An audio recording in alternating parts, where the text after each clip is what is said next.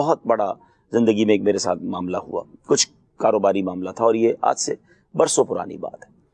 تو ہم 2 پارٹنر تھے، اور ہم دونوں کے ساتھ، دونوں پارٹنر تھے تو دونوں کے ساتھ ہی بہت بڑا معاملہ ہو گیا، بہت ٹھیک ٹھاک بڑا معاملہ ہو۔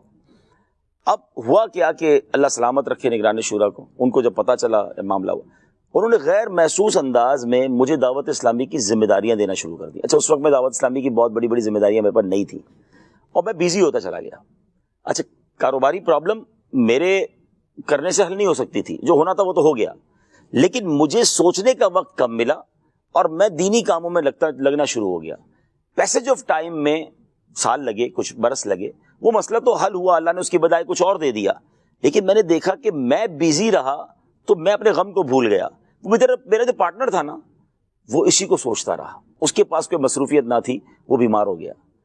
اچھا، پیسے دونوں کے پاس واپس اس وجہ سے نہیں آئے، لیکن اس کے یہ سمجھے کہ اس کے پاس بیماری رہ گئی، اور الحمدللہ میں دینی کاموں میں مصروف ہو گیا۔ تو مجھے سیکھنے کو ملا کہ جب بھی زندگی میں کوئی غم، کوئی پریشانی آتی ہے نا، وہ کچھ دن، کچھ وقت ٹائم لیتی ہے، وہ ٹائم گزر کے مسئلہ حل ہوگا۔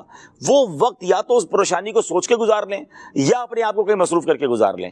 وہ ایک کتاب میں ہم نے پڑھا نا کہ میں پریشان نہیں ہوتا اس لیے کہ مجھے پریشان ہونے کا ٹائم ہی نہیں ملتا بھائی، تو میں کدھر پریشان۔ اب اگر اسی جملے کو، اسی فریز کو یاد کر لیں کہ میں غیبت نہیں کرتا، مجھے غیبت کرنے کا ٹائم ہی نہیں ملتا۔ آپ اپنے آپ کو بیزی اتنا کر لیں کہ میں بدنگاہی نہیں کرتا، میں بہت سارے کام، فضول باتیں نہیں کرتا، کیونکہ میں بس ٹائم ہی نہیں ہے، میں ٹائم ہی نہیں ملتا۔ تو وہ جب نہیں ملے گا جب آپ اپنے آپ کو اچھے کاموں میں بیزی کر لیں، عبادت کریں، ذکر و اذکار کریں، اپنے بچوں کو ٹائم دیں، اپنی فیملی کو ٹائم دیں، جو بھی جائز کام ہے وہ کریں اور بیزی رہیں۔ ایک بڑا مسئلے کا حل یہ ہے کہ پرابلم آ گئی ہے، ٹینشن آ گئی ہے، اس پرابلم پر سوچنے کے بعد، آپ کے سوچنے سے حل نہیں ہوگی، اس کا ایک وقت ہے وہ حل ہوگی۔ دعا کریں، اللہ کی طرف رجوع لے آئیں، لیکن بیزی ہو جائیں۔